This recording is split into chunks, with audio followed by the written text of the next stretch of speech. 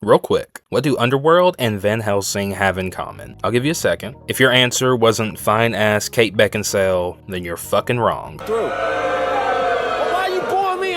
No, I'm kidding, of course. Please stay, get comfortable with a snack or something. All jokes aside, yes, sexy Kate Beckinsale is in both of these movies, and as much as I'd love to talk about her for the rest of this video, I want to talk about some cool shit. I know this isn't the 50s anymore, and most people don't care about classic movie monsters, but obviously I do, because I made a whole video just to yap about it. You've got your classic Dracula, Frankenstein's monster, the Mummy, the Invisible Man, the Phantom of the Opera, the Creature from the Black Lagoon, and last but not least, the Wolfman. They've all been portrayed dozens of times throughout the year by a myriad of different actors. Some are more questionable than others, but the one we're focusing on is, of course, the werewolf. I started this script talking about the history of werewolves in film and where they were first realized on screen, but it just started to feel a little boring, like I was teaching a class on film history, which is great and all, but I just want to get to the cool shit. I want to talk about my favorite adaptations of the classic movie monster. I grew up watching a lot of vampire and werewolf media, and I've seen the good, the bad, and the ugly. The ones I want to talk about are my favorite depictions of the creatures. So we'll start off with the not-so-hit blockbuster, Van Helsing. Oh my god. I know, no one remembers this movie except for me. Wait a minute! I'd hate to be such a nuisance. Who are you? But hell, this shit hits so hard. I mean, you got Wolverine, Hugh fucking Jackman, fighting monsters left and right.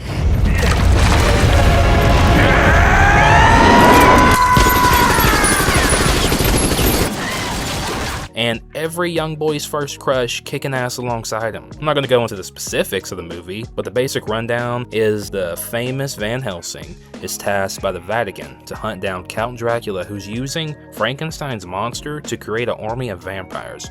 He meets Anna, played by Kate Beckinsale, and together they set out to find and kill Dracula once and for all. I don't care what Rotten Tomatoes says, this is a classic, at least in the mind of a young boy. I know the writing dips in quality at times and the characters lack depth, plus there's too many monsters and the reliance on CGI is crammed down your fucking throat, but the werewolves are cool, so I don't care. The beginning sequence is so well done and the gothic vibes, I guess you could call them, really sell the atmosphere. Plus, this scene is scored well, and the effects look great for the time.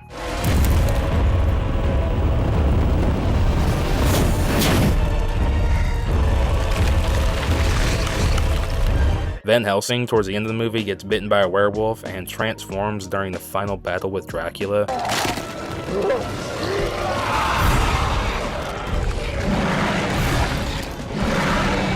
I love this transformation here, except the shedding of the skin, like it's an old t-shirt. It's gross and I hate looking at it, but the rest of this is just so clean. This werewolf is the first one I'd ever seen that wasn't just a hairy man. Its towering size made it feel powerful and deadly. As a kid, I was genuinely terrified, and to me, this is the definitive design of a werewolf, in my mind. Some movies lean too much into the more human-like design or more wolf design. The Twilight movies do that, but I can't lie, this scene is just so fucking cool.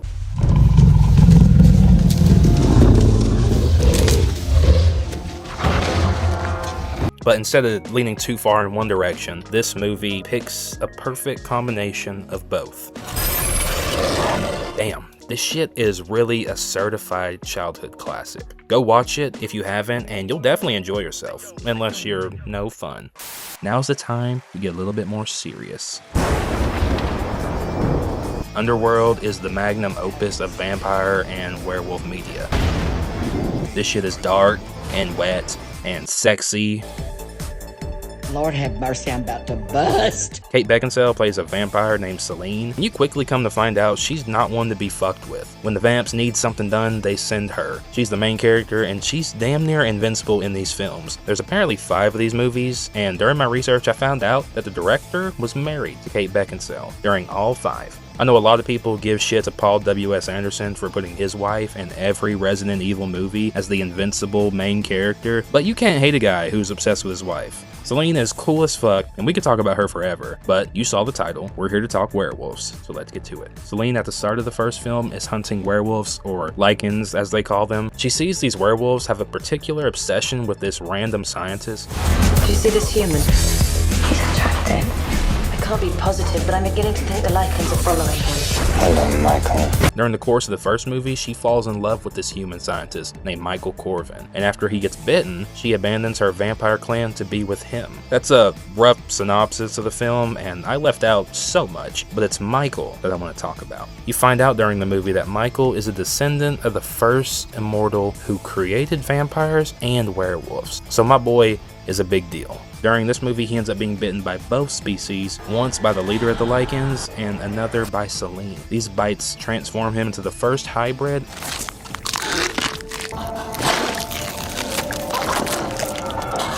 and I think he looks so fucking cool.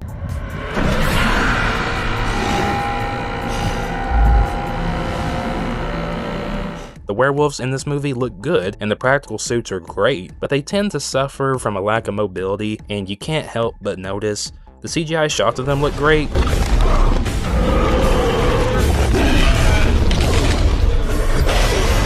but you notice the difference in movement too much when they switch from CGI to practical, so that's why they aren't on my list to discuss. But the practical suits are so well done, it's crazy not to mention it. Michael, though, is the perfect in-between of both creatures, and I love his design. In the second movie, Underworld Evolution, which is personally my favorite one, he gets into some sick-ass fights and stands out so much as the only hybrid, with his face transforming into a partial wolf face and his nails becoming claws. He maintains his normal body, but has the enhanced strength of a vampire and werewolf.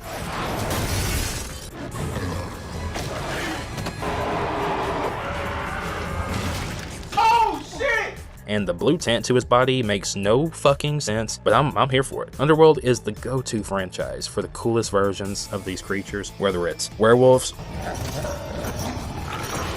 or vampires, or both. Also, don't forget sexy Kate Beckinsale. If that's not a reason to watch this series, I don't know what is. My God, she's something special. I'm just gonna leave it at that. She is sensational. Now, I thought I was done because these two depictions are truly my favorite, but I remembered one little scene that needed to be talked about, so without further ado, it's time for the honorary mention. This one isn't really about the look of the werewolf like the other two were, but more about the transformation, and to see that, we gotta shift gears to the wizarding world of Harry Potter.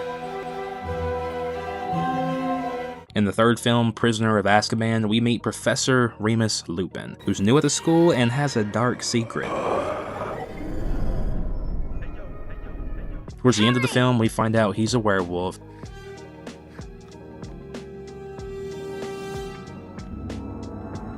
And in this universe of wizards, centaurs, and giant spiders, this is apparently the worst thing you could be. When everyone is outside under a full moon, we see him shift, and this shot is amazing.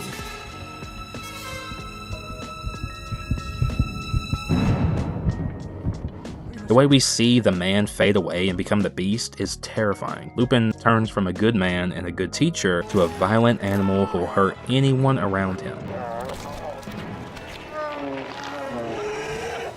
We find out he was bitten as a child, and this revelation is heartbreaking because it shows that this curse isn't something that you can overcome, even in a world of magic. Lupin can never learn to control it and is forever burdened by his nature. His design isn't my favorite, but I do think it works for this world. This is the only werewolf we see in full form in this series, so there's nothing to compare it to, unfortunately. But nonetheless, I wanted to mention Lupin just for this scene alone. The lighting, the reveal, and the story all add to this climax to make it so impactful. If you've seen this movie, then you understand. This is undoubtedly my favorite Harry Potter movie, so it holds a special place to me, and that's why it deserves an honorable mention. So, that is it. My favorite depictions of werewolves in movies. Hopefully I didn't miss any, and if there's any that you like that I didn't mention, let me know in the comments below. Also, thank you for watching this far, and I appreciate you giving a shit, even if it's just a little. I hope you enjoyed it, and if so, I will see you in the next one. Peace.